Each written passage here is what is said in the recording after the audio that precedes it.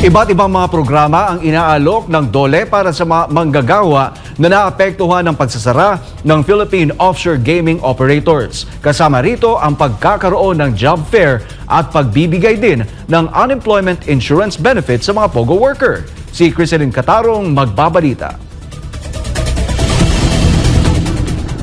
Patuloy na ipinatutupad ng Department of Labor and Employment o DOLE ang mga programa para sa mga apektadong manggagawa ng Philippine Offshore Gaming Operators o POGOs o Internet Gaming Licenses o IGLs. Kasama sa mga programang ito ang job fair activities kung saan pang-apat na ito at pumalo na sa mahigit 200 ang mga hired on the spot. Ayon ito kay Director Patrick Patriwirawan Jr. mula sa Bureau of Local Employment ng DOLE. Sa ngayon, patuloy niya na sinisiguro ng DOLE na ang IGL companies ay makikilahok at papayagan ang kanilang mga empleyado na makiisa sa mga isinasagawang job fair activities.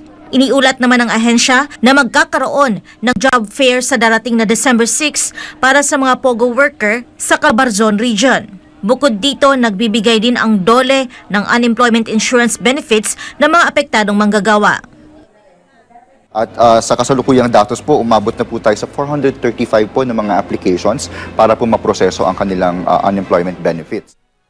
Dagdag ni Patriwirawan, mayroon ding mga employment facilitation kung saan tinitiyak ng ahensya na ang mga apektadong POGO workers ay maibibigay sa mga Public Employment Service Office upang magkaroon ng job matching at career development support services. Matatanda ang ipinag-utos ang pag-ban sa lahat ng operasyon ng POGO sa bansa dahil sa pagkakasangkot naman ito sa scamming, money laundering, human trafficking, kidnapping, torture at iba pa.